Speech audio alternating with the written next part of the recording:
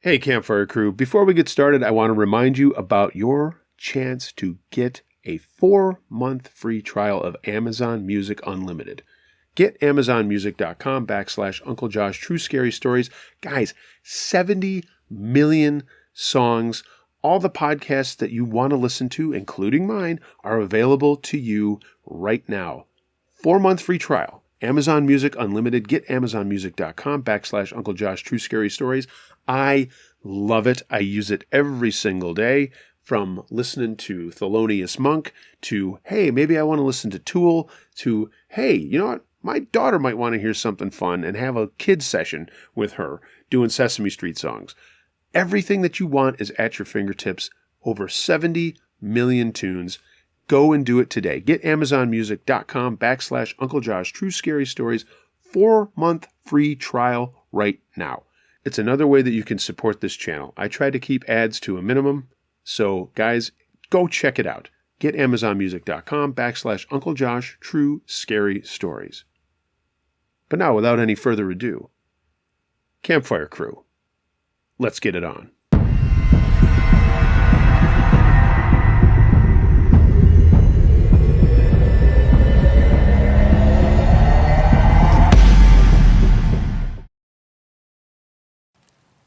House Sitting, submitted by Janice T. When I was 20 years old, way back in 1996, my neighbors asked me if I would house sit for them on my winter break from college while they went on vacation. My parents only lived a few doors down, and I thought, hey, what a deal. I could sleep there, let their dog in and out, and make a few easy bucks while still running home for meals. The bonus? In my little suburban neighborhood, these people had an indoor pool in the back of their house. I mean, imagine that, an indoor pool. So I started my job watching the house, taking care of the dog, and having a really good time. Everyone said it was okay if I had a couple of friends over, but obviously no wild parties or that sort of thing. Everything went really well for the most part for the first couple of days. But all of a sudden, something strange started happening on the third day that I was there. I had just left my parents' house after dinner and was walking the dog back to the couple's house, thinking about calling my friend Chrissy for a swim, when I noticed the back gate of the house was open. There was a chain-link fence that surrounded the back portion of the house with a little gate that opened up into a small field between two other houses behind it. Normally, that chain was around the gate to keep the dog inside. I mean, there was no lock or anything like that. But I noticed right away that the chain was on the ground and the gate was open. I double-checked to make sure that I was not seeing things, and I found the chain down on the ground, put it back before going inside the house, and then I called my friend Chrissy and asked if she wanted to come over and have a swim. She said yes. She also asked if her brother Seth could come over, and I said why not. I kind of had a crush on Seth. I had some Zimas in the fridge and thought we could have a low-key kind of fun party, and if I could get Chrissy to leave, maybe have a makeout session with Seth. My God, even writing that out and telling you this, Uncle Josh, makes me want to blush. And every time I tell the story to my husband, he makes fun of me. Zimas and a makeout session. I wish the rest of my story was as amusing. So Chrissy and Seth came over, and we hung out at the pool inside, just having a blast. We were just listening to music and sipping our drinks. I didn't get my makeout session in with Seth, unfortunately, and around 11 o'clock they both went home. I took the dog out for a quick walk and then went back inside the house and locked the doors thinking I was just going to watch the news. I fell asleep during the news and some of the Tonight Show, and I was thinking about how I could hook up with Seth and went to sleep smiling. At around 2 in the morning, the dog woke me up, and I was wondering why he was pacing up and down in the living room. Normally I slept in a guest room, but that night I fell asleep on the couch watching TV. So it was a little odd as the dog usually slept by my side and never woke up until morning. That's when I heard the splashing. It was coming from the pool, obviously. I thought maybe an animal or something had gotten into the house and was now stuck in the pool. I mean, a raccoon or a squirrel or something like that. I got up and, for whatever reason, was not super worried about things and even wanted to get a glass of water before I went to the back of the house where the indoor pool was. It was dark as heck, and before I even turned the main lights on in the pool room, I turned the pool light on. They had 2 lights on either side of the pool underwater. That's when I got the shock of my life. There were 2 men, completely naked, in the pool, swimming. And what was even more disturbing was when I screamed and yelled, "What the hell are you doing in here?" They only stopped swimming, looked up at me, and started laughing. I immediately turned around, tripped over the dog who was standing by me growling, and fell over, fanny over tea kettle. As I was scrambling backwards, I heard one of the guys getting out of the pool and walking towards me. I scooted back on my butt, kicked the door shut, and pushed my feet against the door and started crying. The dog was going crazy, and this guy was trying to open the door, and I kept fighting it with all my might to keep the door closed, but it was a losing battle. The dog by this time was going completely insane and jumping at the door, and I took my window of opportunity to scramble to my feet and run to the phone. I called my dad, who woke up groggily, and asked me what the heck was going on, and then yelled at me to get the hell out of the house. My mom called 911, and I tore out of the front door with the dog following me. My dad, by this time, was running up the street in his boxers with my mom still on the phone with the police, and I banged into him in the dark. I was so discombobulated, but so happy that I was in his arms. He told me to sit down on the lawn with the dog, and by this time my screams had attracted the attention of the next-door neighbors on both sides. I didn't mean to do that, but I was scared. My dad and the guy on the left side of the house that I was staying at went to the front door that I had left open and looked inside. The 2 guys were still in there, still naked, standing in the living room of the house. They had been standing in the front picture window looking at me the entire time, and from what my dad and the guy from next door said, they were just laughing. The police showed up and immediately ran inside and told my father and the guy from next door to back off. They apprehended the 2 guys who were in their mid-30s. And here's the scariest part. One of the guys had a fanny pack that he left on the floor of the pool room. It contained a big rubber ball, a roll of duct tape, and condoms. I don't think it takes a genius to figure out what they were thinking, but why they decided to go for a swim first is beyond me. Maybe none of that stuff was for me, and maybe that was their kink. But still, holy cow. The police hauled them away, and I had to go home with the dog, still terrified. My father would not allow me to stay 1 more minute in that house by myself. We obviously told the homeowners what had happened, but still could not figure out how these guys got in, as I had been meticulous with locking all the doors, and even checking that chain on the gate. The craziest thing is they admitted to doing this before. Apparently they had grown up in my neighborhood a long time before we moved in, and they would break in and swim in these people's pool even as teenagers. Normally I would have thought that would be okay, but when I found out what was going on with the fanny pack and the stuff that was in it, I knew that this was more than them just going for a pool hop. I know in my heart that if I had not woken up, whether or not they were after me, I still would have been in very serious trouble. We're still friends with that family, and I've not been back to that house since. Not too long after that, they sold it, but the house still has the pool. I only hope that the new homeowners have a better lock system and don't allow creeps to break in and scare anybody who is living there now.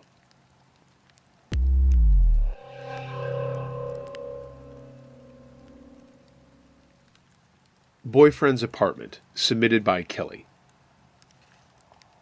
A few years back, my then-boyfriend moved into a high-rise apartment in our city. It was really cool, and I loved staying there. I was still living at home in my grandmother's house. It's a long and complicated story about why I lived with her and not my parents, but that doesn't really matter.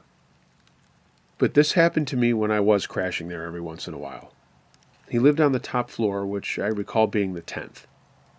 I had access to the security system at the front door that everyone had to punch into to get into the building, as well as a key to my boyfriend's apartment. I'll call him Matt for this story. There were strict rules about who could and could not be in the building, and if you were not on a list that the office people had, and they found out that you were trying to get in, they would ask you to leave. My boyfriend put me on his list, so there was never an issue with me coming into the building. But again, there were strict rules about letting other people in behind you. Basically, they didn't want you to just leave the door open and let anyone off the street come in, despite the fact that they may have actually been residents. Maybe they forgot their code or key. It was a very safe place. Think Seinfeld. You could hit a button on your phone from your place to ring someone in if they didn't know the code. One night, Matt was working late at the bar that he worked at, and I thought I would surprise him with some nachos and things when he got home from work. I entered the building the way I always did and went upstairs. I made the mistake of not telling him I was going to be there, and I think in retrospect, I really wish I had told him I was going to be there. I just hung out playing music and watching TV, waiting for him to come home. But it got later and later and later, and still he wasn't coming home. I tried calling him and texting him a couple of times, but didn't get a response. And eventually I fell asleep, kind of upset that I didn't get to see him, and wondering why he didn't respond to my calls or texts. I don't remember what time it was, but it was early in the morning, and I heard someone come in the door, figuring it was Matt. I did the angry woman thing and turned away from the bedroom door, which was right off the front foyer of his apartment, the old cold shoulder. The door closed, and then there was nothing but silence. I was determined to play my game of cold shoulder out to its fullest and to not roll over and say anything because I was still pissed that he didn't return my calls or texts. But after about 10 minutes, I thought to myself, okay, if he's going to be this much of an ass and not come into the bedroom, I'll just go out and confront him. I rolled over to get out of bed and immediately stopped. There was a strange man standing in the doorway of the bedroom, staring at me. He was kind of swaying back and forth, and I immediately screamed, "Who the hell are you?" The guy started to come into the bedroom, and I got a better look at him, even though it was the middle of the night and dark. He had short hair and a really creepy smile on his face. Again, I yelled out, "Who the hell are you?" And I was hoping at this point some of the neighbors would hear me. And all he said back to me was, "I don't remember this amenity in this apartment." He then kind of made a move towards me, but then stopped, and I think he thought better of whatever was going on in his mind. He simply smiled at me, said goodnight, turned and left the bedroom, and went out the door. And that was it. I heard something hit the floor before he left, and when I finally got up and immediately called my boyfriend Matt screaming into the phone, after locking the door, I found a small pocket knife. Apparently, Matt had texted me back, and I missed the text, and he had said that he was going to be hanging out a little while longer with some of his buddies to play pool, but that he would be home later. And I never told him that I was going to be crashing at his apartment. This is all my fault. Anyway, Matt rushed home, came running into the apartment, and asked me to tell him exactly what happened. It turns out that it was some guy who lived in the apartment building before but had been evicted a couple of months back. However, he still had access to the building. He still had a key to an apartment, and his code for the building still worked. No one had ever taken any of that stuff from him. Even more messed up was we found a lot of the locks on the apartment doors on the floor Matt lived on worked on all of the apartment doors. The owner just made duplicate keys or something. I don't remember all the details, but he did live in the apartment next to my boyfriend's. Everyone thought maybe he just came over drunk and entered the wrong apartment. I do remember everyone getting their locks changed and having to change their security access for the main door. Matt called the owner of the building after this, obviously, and chewed him out like you wouldn't believe. No one knows why the guy did what he did. It sounded like he was just walking by his old place and remembered that he had an ability to get in and did so. We never knew if he was trying to rob the place or even worse, or why he didn't go into his old apartment and came into Matt's. But I can't tell you how scary it is to wake up in the middle of the night to have a stranger standing over you. I don't recommend it. I broke up with my boyfriend after about a year after this happened, and have not talked to him since. But sometimes I do wonder if that guy ever came back and got in the way he did when I was there. As much as I was angry about my boyfriend cheating on me and that's why I broke up with him, I still would never wish that experience on him. I never want anyone to ever go through anything like that.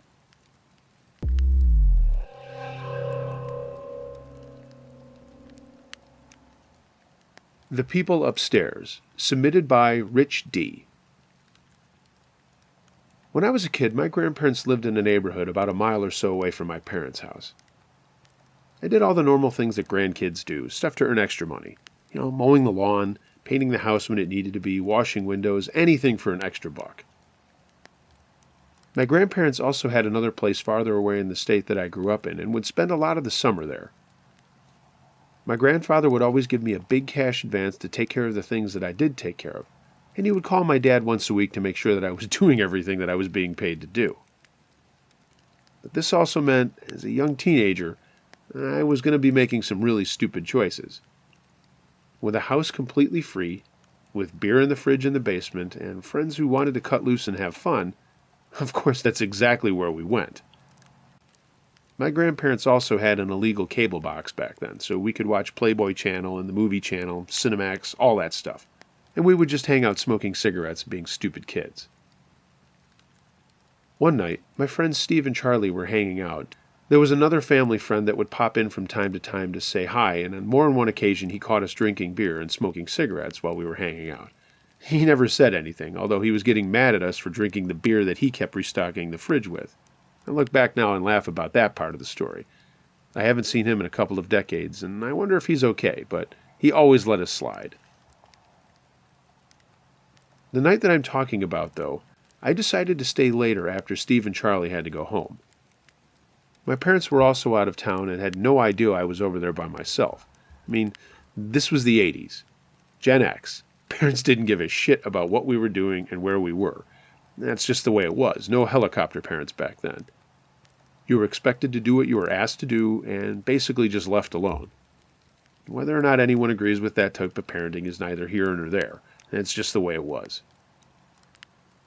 So as I was saying, I decided to stay and watch a couple of movies and just crash there for the night. I was planning on mowing the lawn the next day, and I went down into the basement and got a Budweiser, went back upstairs, and this was the first time that my friends had been there since the week before. As I was watching a movie, and I can't remember what the name of it was, I heard something moving around upstairs. My grandparents' house was a Cape Cod, and in the 2 bedrooms upstairs there were cubby-type closets. There were little doors on each side of the walls that had these little spaces for storage. When I heard the noise, I turned the TV down and just sat there listening. I had no idea what was going on up there, but I recognized the sound of the cubbyhole door opening in one of the bedrooms. I mean, really, it was just a piece of plywood on some hinges with an eye hook and a hook closure. As I sat there, I heard voices talking softly. At this point, I wasn't sure what I should do. I mean, I was only 13. There I am, drinking beer in a home that I probably should not have been in on my own. I weighed my options based on that. Obviously, my parents couldn't help me. My older brother was out doing whatever he was doing with his girlfriend, and I didn't want to get into any trouble with the neighbors or have the police come and bust me for what I was doing. As other people who send in these stories always say, stupid kid logic. I turned the TV off and sat very quietly in the dark. The voices kept talking softly. I then got an idea to open the back door in the kitchen, close it, and then hide out to see who was there before I could reach the phone in the kitchen to call the police if there was a problem. Again, stupid kid logic. Of course there was a problem. There was someone in the house. In my way of thinking, I thought I could fake whoever was upstairs out into thinking that I had left. They would come down, and I would bust them instead of anybody busting me. So I got up, walked over to the back door of the kitchen, opened it, closed it, and then softly walked over into a corner of the kitchen by my grandparents' stove. There was a little space between the countertop where they had their microwave and the stove, and I thought that I could sit down there, see who would come down, but still be able to grab the phone on the wall right behind me over my shoulder. The voices kept talking, and then I heard footsteps coming down the stairs from the bedroom. I sat as quiet as a church mouse, waiting and listening, with my hand above my shoulder, ready to grab the phone and dial 911. But what happened next was really strange. A man and a woman walked into the kitchen, opened the refrigerator, and took out some food. This was all happening right in front of me, and the lights were full on their faces. They looked haggard, hot and sweaty as it was summer, and they'd just been hanging out in an attic cubbyhole. The guy grabbed some water and some other food, shut the door, and then both of them went to the back door, literally 8 feet away from me. They never even knew I was there. They opened the door, looked around into the backyard, mumbled something to each other, and then walked outside, shutting the door behind them. I waited there, not breathing, for another few minutes before I finally picked up the phone and called 911. I told them everything, even the fact that I had been drinking beer, to which this day I remember the dispatcher laughing about. He told me to stay where I was, to lock the door, and someone would be there. 2 cop cars did come out, and they knocked on the door, and I let them in. I told them the entire story all over again, why I was there and what I had been doing, what I had experienced.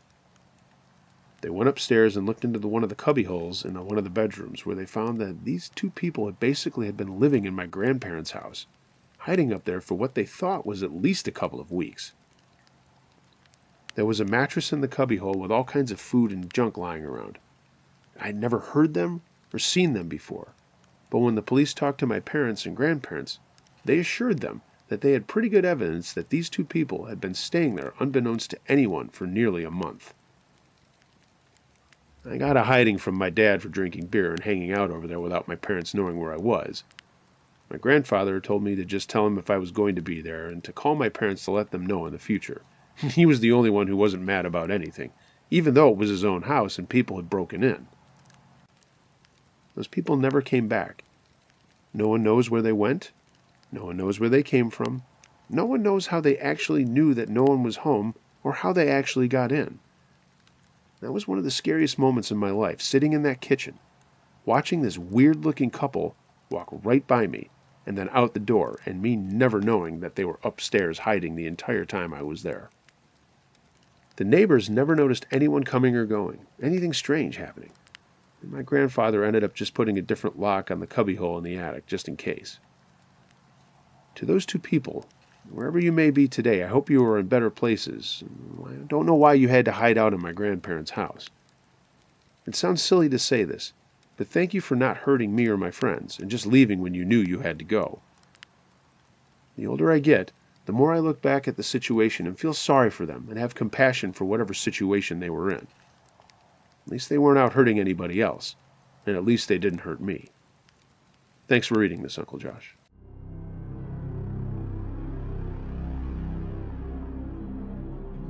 Hey gang, thanks for listening to this episode of Uncle Josh's True Scary Stories.